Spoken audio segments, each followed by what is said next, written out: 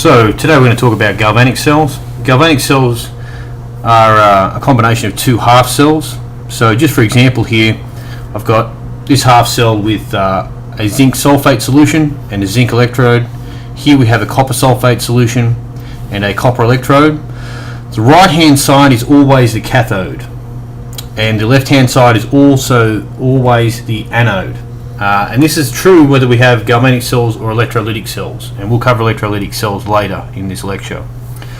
So with the cathode, this is where reduction occurs, and anode is where oxidation occurs. Again, that's always true, whether it's an electrolytic cell or a galvanic cell. Cathode is reduction and anode is oxidation. So for our reduction side, the copper 2 plus that's in the solution gains 2 electrons and becomes copper solid. For our zinc solid is getting oxidized, so it turns into zinc 2 plus plus 2 electrons. Okay, so that means that the zinc, as it goes into the 2 plus form, is losing those electrons via this wire that's joining them. This thing here is the voltmeter, and so that's just to measure voltage. You wouldn't have to have the voltmeter there. You could just have the wire go straight across. But the voltmeter measures the potential difference of the cell, and we'll get into a way to calculate that soon. So electrons flow from this anode electrode into the cathode electrode. Okay, and so as those electrons come through this electrode, they supply these electrons that are going to interact with the copper 2 plus to give us copper solid. So this is the positive and this is the negative. Okay, in an electrolytic cell, these things change around. The positive will be on the other side and the negative will be on the other side. So what I always like to do is really remember what the galvanic cell is like, and then once I've got a good solid understanding of that, then it's easier for me to look at the electrolytic cell. So this portion that's here in the middle, this is a salt bridge. Now often this is just a glass tube that goes along and has some sort of ionic species in it. It might be a solution of say potassium chloride or something, and there might be a wick through here that would allow ions to come through but not lose the whole solution. So this is called a salt bridge. Okay, so that's our salt bridge. Now the reason we have to have that salt bridge is because as we keep losing our copper 2 plus ions, we would end up with a buildup of sulfate ions, and we've got to have charge balance, otherwise there'd be too many SO4 2 minuses, and so some positive ions will come out of this bridge. And likewise, as we generate more and more zinc 2 plus ions here, we'd end up with an overall positive charge in the solution, and so some anions will come through here. Again, they don't have to be the same species, they don't have to be sulfates here, but something in that salt bridge that will allow ions to come in, otherwise we'd have a charge build-up, and that's not going to happen. Okay, so the notation with the cell here is that we have the anode side. So generally you'll have a look at a problem and have this sort of notation here. This means that the zinc solid is the electrode and that the copper solid is the other electrodes for the anode and cathode respectively. And here it's telling us what's going on. So here it's saying that copper 2 plus is getting reduced to copper, and that zinc solid is getting oxidized to zinc 2 plus. Okay, so I think that is everything we need to know about the general scheme of the galvanic cell. Let's have a look at some reduction potentials. So our standard reduction potentials are basically given by the formula here. So E naught cell is the standard reduction potential for the right hand side. Take away the standard reduction potential for the left hand side. Okay, and so the 0 here, or the naught, or the O, whatever you like to call it, denotes standard conditions. And those, so whenever you see that, whether it be for electrode reduction potentials, or whether it be for enthalpy or Gibbs free energy or entropy or something, it denotes these standard conditions. So the standard conditions for here would be 25 degrees Celsius and 1 mole per litre for the solution. Okay, so in the previous example that we had with the galvanic cell, that would mean that the zinc 2 plus ions here would be 1 mole per litre, and the copper 2 plus ions here would also be 1 mole per litre. Okay, and the reaction would be carried out at 25 degrees. So standard reduction potentials are made respective to the standard hydrogen electrode. Okay, so often just abbreviated as SHE. So the standard hydrogen electrode is basically an electrode where you have a 1 mole per litre solution of H plus ions, so it could be HCl or something like that, but it's 1 mole per litre. And you'd also have bubbling in there hydrogen gas, and you'd also have a platinum electrode. And the platinum electrode basically exists as a site that will facilitate the reduction of H plus into hydrogen gas. That's the way it goes. So all the values that are going to come from your textbook and things like that are made relative to this standard hydrogen electrode. So say we're looking at the standard reduction potential for zinc, which is minus 0.76 volts. That was determined relative to this standard hydrogen electrode. So they would have set up a cell just like we had with the standard hydrogen electrode as the anode, and in this case say a zinc reduction in the cathode side. They would have got a negative voltage for that. Okay, so again, this sort of denotes that here. This would be the anode side. Then you'd have the double lines. The double lines, by the way, indicate the salt bridge. So if we look back on our previous example here, you can see that I've put these double lines here. This indicates the salt bridge. So this is two separate half cells. Okay. So also, it's the reason why we don't have to balance stoichiometrically when we look at reduction potentials, which we'll come to in a minute. It's because of this standard hydrogen electrode.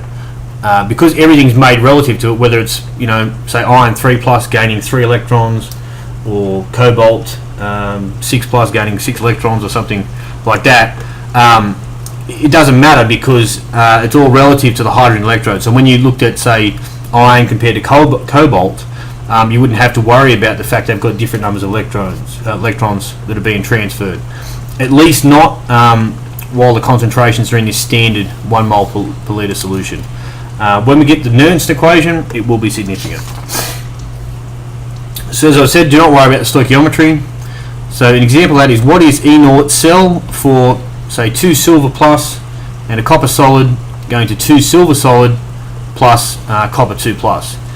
The half reactions are going to be the silver gaining an electron to give silver solid, and copper solid going to copper 2 plus 2 electrons. Okay, that's the half reactions that are occurring out of this. So basically I'm just breaking them down to look at the coppers individually and the silvers individually.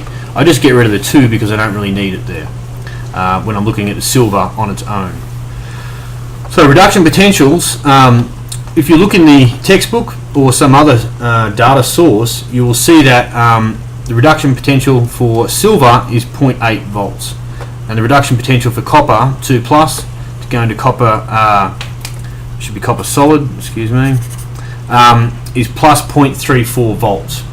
Okay, so notice how in this first equation I had the reduction, here I've got the oxidation.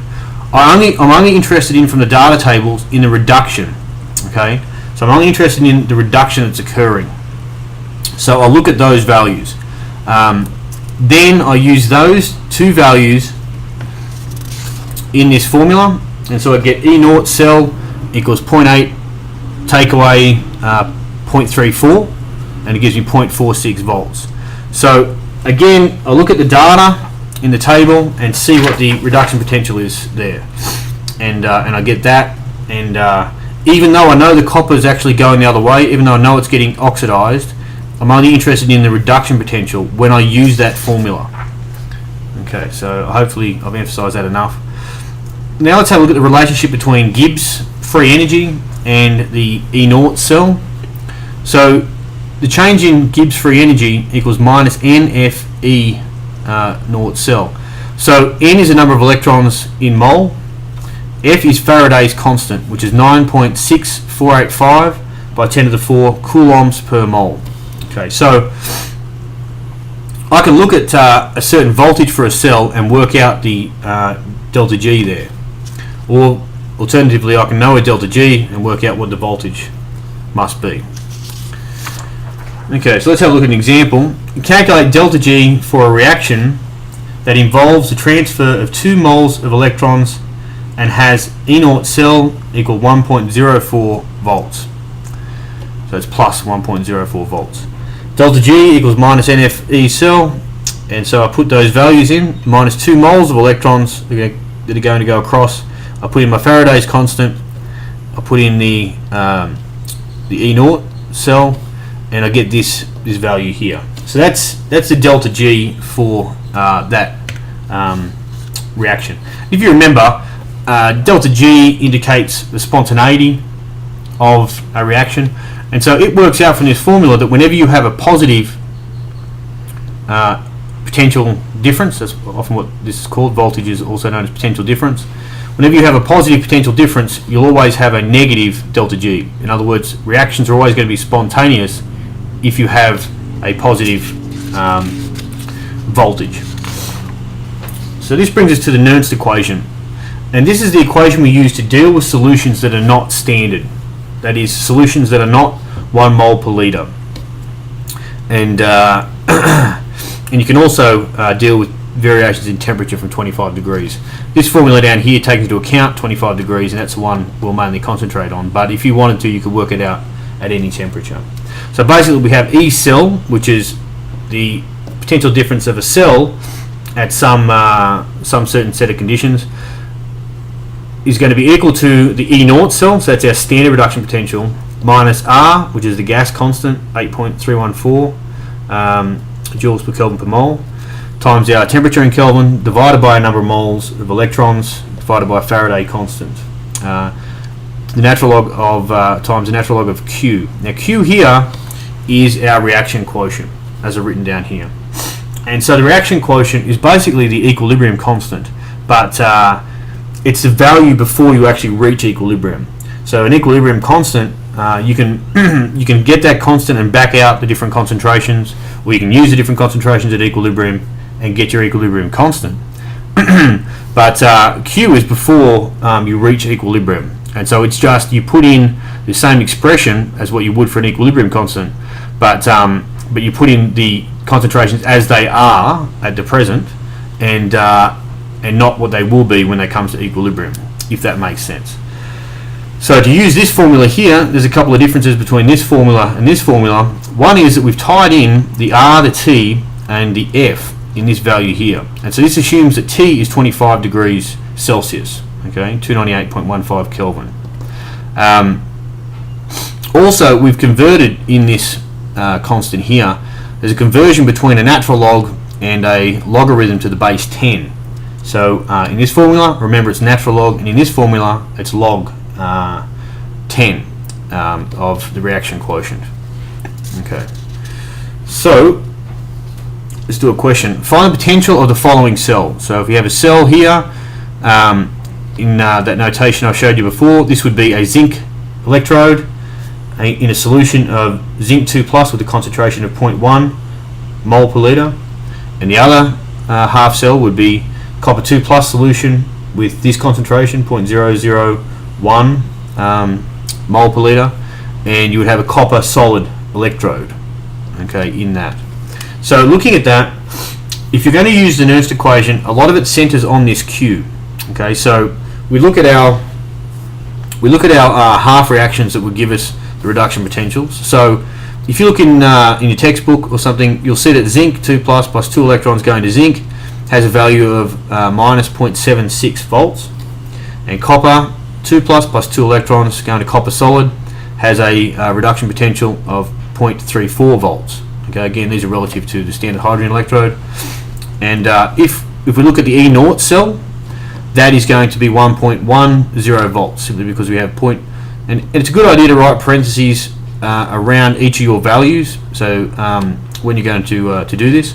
And so if you remember that E naught cell equaled the E naught on the right hand side, take away the E naught on the left hand side, and like I say, it's sometimes best just to do parentheses around both terms. In this case, this will make sure that we don't get confused with the two negatives here. Okay, and so we get 1.10 volts for the E0 cell. Again, the E0 indicating the standard conditions, 1 mole per litre, 25 degrees Celsius. Okay, so the overall equation, when we have this, we know, because this side here is the cathode and this side here is the anode, I know that the copper 2 plus is getting reduced to copper solid. Okay, so you've got to focus on that. That's the cathode, that's the anode. Even if something happens and you've got a weird question where the reduction potential of the cathode is less than the reduction potential of the anode, still you've got to stick with the idea that the cathode is where the reduction is occurring. In that case, you would just get a negative voltage. Okay, but it's important that what's written on the right is getting reduced. What's written on the left is getting oxidized. So overall, I know that the copper 2 plus is getting reduced to copper solid, and I know that the zinc solid is getting oxidized to zinc 2 plus. So that's how I know the overall equation is going to be that. It might have been, I can see from these two reduction potential equations anyway, but it might be worth writing out this one backwards the way it should be. Zinc solid going to zinc 2 plus 2 electrons as a line or two before coming up with this. Particularly if you've got different stoichiometries. For instance, if it was iron 3 plus here, plus 3 electrons, you might want to write it out separately, and that way to know to balance the different numbers of electrons. Okay, so overall we get this equation. Now our Q, which is our reaction quotient, is just like an equilibrium constant. We put the products divided by the reactants there. And so if we look back at our equation, our product side is this side. Now the solids don't count in equilibrium constants or reaction quotients. So it's just a concentration of our zinc 2 plus that's going to be in the numerator. And again, zinc solid's not going to count, so it's just a concentration of our copper 2 plus is going to be in our denominator. So we'll go ahead and do that for Q, and I'll put in the value. So from the question, we know that the concentration of the zinc 2 plus was 0.1 mole per litre, and the concentration of the copper 2 plus was 0.001 mole per litre. And so I put those in the reaction quotient. And so overall, my Nernst equation becomes this. If you remember, it was E cell equals E naught cell, take away this constant, okay, divided by N, log of Q, okay. So I put that in, my N is going to be 2 electrons, because there's 2 electrons that are transferred there, and then I have my log of Q, and so I get 1.04 volts as the answer for that problem. So that brings us to, maybe just before I move on, if you did indeed have a situation where you had, say, an iron 3 plus instead of the zinc 2 plus or something, then you would have to, your overall equation, you would have to have different stoichiometries there. So for instance, you would have 2 iron 3 pluses and 3 copper 2 pluses or something like that. So if you have that situation, be sure to remember that it's just like the normal equilibrium constant rules, and so you'd have to have this one squared and the bottom one cubed, if that makes sense. So maybe look for other examples where the stoichiometry is not the exact same. Okay, so this brings us to electrolysis. Now with electrolysis, we have electrolytic cells. So electrolytic cells, we don't have 2 separate half cells and a salt bridge. Everything happens just in the one container. Okay. So in here we have our anode and we have our cathode. Okay. Again, the cathode's always written on the right hand side and the anode's written on the left hand side. The difference between the main difference is one that we're really supplying the electricity. So in the galvanic cell actually generates electricity. In the electrolytic cell, we're supplying electricity. Okay, and the positives and negatives are changed now. So the reason is because the electrons are doing a different job here. In the other cell, the electrons are being generated by the difference in the reduction potentials. Here, the electrons are being supplied, and they're forcing the oxidation and the reduction. So with this voltage here, this potential difference, that being a positive is going to remove electrons that way, and this being a negative is going to supply them this way. And so if you have positive and negative cations here, your negative cations are going to go to the anode, and your positive cations are going to flow towards the cathode. And so the positive cations are going to gain these electrons and become solid, so you'll deposit stuff on the cathode, and from the anode you will you have those anions, and they'll get broken up via losing their electrons. It depends on the anionic species as to what will happen. Okay, so let's have a look at an example. If you have a molten salt, say magnesium chloride, in this case the reaction at the cathode, again we're going to have reduction, is the magnesium 2 plus the 2 electrons gives magnesium solid, and the reaction at the anode would be the chloride ions going to chlorine gas and releasing 2 electrons. So this part here is oxidation because it's losing electrons. This part here is reduction because there is a gain of electrons. Okay, so now we need to calculate the amount of product that can be formed by electrolysis. And some of these calculations can be a little bit tricky, but a question might be: find the mass of aluminium that can be produced in 1 hour from electrolysis of molten sodium aluminium fluoride in these different ratios. Okay, operating continuously at 2.6 by 10 to the 4 amps. By the way, I should mention what amps really are. So amps, as you may have covered, is electricity, and specifically it's current. So current really is coulombs per second. Okay, and so that's the amount of coulombs that you're getting coming through in a given time period. And voltage, instead of just being volts, is actually the joules per coulomb. That's the amount of energy per charge. I won't go into too much detail with that, but that will help you sometimes with these calculations as to how stuff cancels off. Okay, so in order to answer this question, we need to look at another formula. So first of all, it should be clear that for the aluminium 3 plus to get reduced to aluminium liquid, it's going to have to interact with 3 electrons. Okay, so that means that there's 3 moles of electrons for every 1 mole of aluminium. Okay, this is important when we do a final conversion down here. So this formula is one that we'll need to remember, and that is that N, which is our number of moles of electrons, equals I, and that's our current, T, which is our time in seconds, and Faraday's constant, which is that 9.6485 by 10 to the 4 coulombs per mole. And if you actually put in the current here instead of being amps, if you put that in as coulombs per second, you will cancel off everything and just be left with mole, and that might be an exercise you should try. Okay, so if I put into this formula for the number of moles of electrons, so again this number of moles of electrons we're talking about here, I'll put in the 2.6 by 10 to the 4 amps and 3,600 seconds, because that's how many seconds are in 1 hour. There's 60 minutes in an hour, and there's 60 seconds in a minute, so you multiply the 60 times the 60. Okay, so and in here we've got Faraday's constant, and this gives us this value of the number of moles. And just as we stress normally, when you look at a reaction, remember this is all about mole ratios. So I'll look at my number of moles of aluminium compared to the number of moles of electrons, and that's 1:3. And so my my number of moles of aluminium is going to be 1/3 times the number of moles of electrons, so that gives me this value here.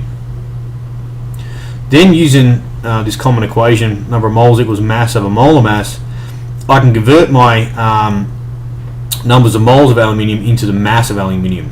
Okay, so the mass of aluminium is going to be the number of moles of aluminium times that molar mass. So I put in these values. If you look at the periodic table, the molar mass of aluminium is 26.98 grams per mole, and so I get this, and then I get this, just a 2 sig figs, which is the way it should be. So that's everything as far as galvanic cells and electrolytic cells, and perhaps we'll just revisit this idea of the Nernst equation again at some later time, but with those difficult problems, it really helps if you do a lot of practice problems in the textbook and with the ACS workbook. And if you have any problems or questions that you just can't seem to get the right answer, just give me an email and I'll get back to you as soon as possible. Okay, thank you and good luck.